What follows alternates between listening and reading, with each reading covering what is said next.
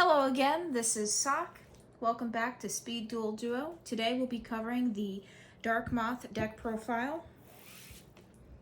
So first we have our skill, Cocoon of Ultra Evolution. We have 2 Perfectly Ultimate Great Moths, 3 Parasite Paranoids, 3 Breaker the Magical Warriors, 3 Spear Karibos, 2 Santa Claus, 1 Dekoichi, 3 Night Beams, and 3 Allure of Darknesses. And for our side, we have 1 DD Crow, another Dekoichi, 2 Cosmic Cyclones, and then 2 Lost Winds. And then for our extra deck, we have Blue Eyes, 2 of those, 2 Arcana Knight Jokers, a Ryu, and then a 1000 Eye Restrict. And now I'll pass it over to Handloop for a detailed deck breakdown. What's going on, guys? Handloop here. Going to be getting into a detailed deck explanation here for Dark Moth. A lot to talk about this deck. It's definitely changed a lot moving into the Battle City format. There's a lot of new cards here that you guys may or may not be familiar with. But let's get right into it and just give a little bit of explanation. I'll go through each card and just let you guys pick out some information. Spear Karibo. Right now we're going to be running 3 of these. It pairs well with the Allure of Darkness. You can use this defensively, or you can just use it to thin your deck with Allure. Really good card going into the mirror, going into the conflict matchup. It's going to give you the protection you need to survive, especially if they choose for you to go first. This deck's very OTK reliant. You're going to want to be pushing for game whenever you can. So definitely 3 Spear Karibos protects you. Allure of Darkness sends your deck everything you need. 2 Moth, 3 Parasite Paranoid. These are just, staple 5. There's nothing you can change about this. I don't think there's any reason to run 3. You'd just be running way too many. 3 Breakers. Definitely a good card right now. New from the Battle City box. This is back row removal. And not only that, it's a body. So, you can pop things, get rid of their back row, summon this to just attack in for life point damage. It really does everything you need. It's perfect for this deck. 2 Santa Claus. A big thing for Moth is having a target for Parasite Paranoid that's preferably not your home monsters. So with Santa Claus, what you can do is it just forces people to play in a way they normally wouldn't. So they're going to be setting monsters a lot.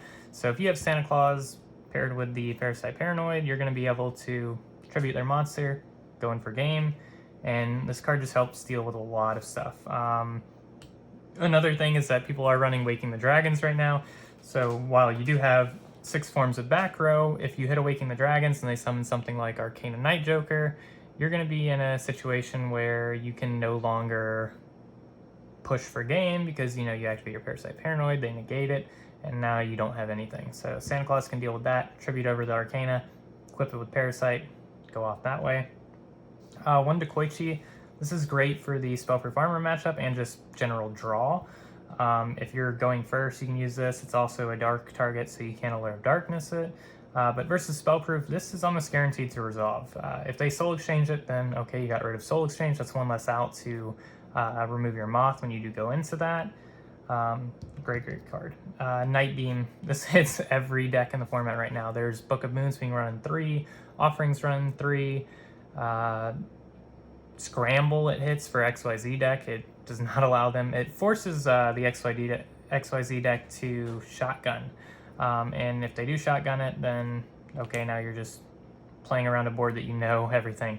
So this can be used to hit their Book of Moon if they have it, or they're going to risk losing their Scramble.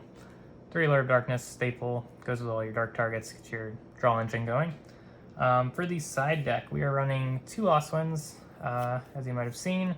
This is a great card for the XYZ deck. Typically what I'll do is I'll side 2 Lost Winds, and then I'll change the 2 Night Beams to 2 Cosmics, and then I'll throw in the Dekoichi as well. So when they force you to go first, you're going to be getting some draw power in. You're going to have the Cosmics to hit their hangers, slow down their plays, and then Lost Winds in case for whatever reason they do have some good plays with going into YZ Tank Dragon or XYZ Dragon.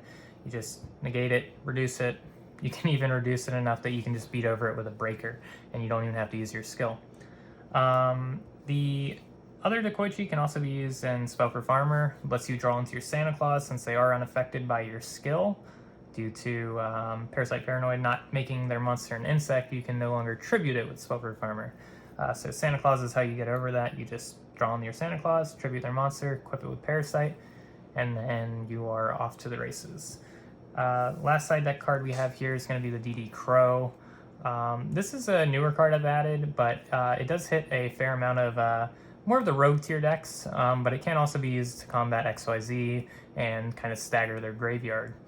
But this is going to hit Illusion and Relinquish. It also hits Relinquish itself if you just want to get that card out of the cycle. It can also be used to hit Haunted Shrines. This can hit Despair from the Dark, get rid of that so that they're no longer stalling with a 3k defense monster. Just a little card to tech in, and like I said, hit the rogue decks because Relinquish actually does give this deck a hard matchup given, they're running 3 Karibos, they float every time they're destroyed, and DD Crow can just be the little push that you need to slow them down so that you can actually push for game. Same with Despair from Dark. That's a 3k defense monster, and they can just chain it and then keep floating around with shrines, so just a little card to maybe help out those matchups. Getting in the matchups, I'll go through each one. So for the higher tier decks like Inner Conflict running Apprentice Magician, that's a pretty tough matchup. You're going to want to try and push for game as soon as you can. You don't want them to get too many monsters on board, and you also don't want them to have too much back row. And the bigger thing is you do not want them to draw in all their Karibos. If you can somehow slow play the game without using your skill, give it a shot. That'll give you a benefit once they conflict. They're going to be at really low life points, and then you can finish off with the Moth. XYZ, definitely an easier matchup for this deck. If they want to go in the good plays, they're forced to summon their monsters face up, like their YZ Tank Dragon once they use Hanger. And then, you have your Night Beams for their scrambles, which just puts them in a bad situation. They're going to be face up, so Parasites are just going to be free for the matchup. And honestly, the only way they have to deal with Moth is Book of Moon YZ Dragon or Offerings. They can also use XYZ Dragon Cannon, but a cool little trick you can do is equip a Parasite Paranoid to their XYZ Dragon Cannon, and it will negate the effect that targets Moth. So you let them discard, target your Moth, chain your Parasite from your hand, and now it's going to get negated unless they have something like Book of Moon. Other matchups that may be worth mentioning, Twisted Personality Warrior. This deck has come back from the dead multiple times. Right now it's actually in a fairly good state. And it does have a okay matchup versus this deck, depending on how much back row they open. So really it just becomes a game where did you open enough back row removal to deal with them, or did they open up too much back row? That's normally how that matchup goes. Relinquished, again, they have a pretty good matchup. They're able to float. They have protection with Karibos. So that is why you're going to run that DD Crow, throw it in, just slow their deck down a little bit. Spell for Farmer, easy matchup. Put in your Dekoichi, straw into your Santa Claus. If not, you can always tribute off your own monster and go into the Moth and then hope that they don't have their outs. Magnets, you have your Cosmic Cyclones, throw those in, hit their field spell. You're going to be tributing their monsters. You have Karibos to protect when they do actually bring out Valkyrion, but Valkyrion, is only 35. He's going to be crashing for the Moth, so you're going to be in a good state versus that deck as long as you side properly and play to your outs. Key things for this deck going in the matchups, waking is a thing, but more often than not, you're just wanting to be throwing your back row removal. If you have a way to push with Parasite, that's when you're going to want to hit their back row. The only exception that you will use your back row removal if you do not have a way to push is going to be the Inner Conflict matchup. And the reason you're going to do that is because Zoma the Spirit, if you do not push and they have a Zoma, they're going to be pushing you really hard the turn following. Even if you have one Karibo, you're going to be at really low life points. So in that matchup, honestly, just throw your back row removal out there, especially if you summon a breaker. Do not give them a breaker with a counter. They're just going to take it and conflict it off. So use your breaker, go in after, use your Night Beams, get rid of any Zomas, and really in that matchup just push hard and hope that you have enough steam and that they don't have multiple Karibas. We are going to be doing some more deck profiles here in the upcoming days. XYZ is probably next on the list, and we're also going to be getting into remote duels. I'm pretty much set up for recording those. We do also have a tournament server, which I will be linking in the description below. If you guys want to check that out, we're posting deck lists in there. We're giving price support to players, so we really just want to see what players are running right now, see some variety, see what people are thinking with their deck lists and tech choices. So definitely pop into that Discord, ask any questions you might have. That is going to be the YouTube Discord for this channel. So like I said, tournaments, deck profiles, everything you're going to need, ask questions, and just check us out. Well, I hope you guys like the deck profile. Go ahead and give us a like, subscribe if you're interested in more content, and even throw in some requests. I mean, we're definitely open to requests. If you guys want to see specific kinds of deck profiles, we'll definitely do a build on it, test it a little bit, see how it works, and then post it up for you guys to view.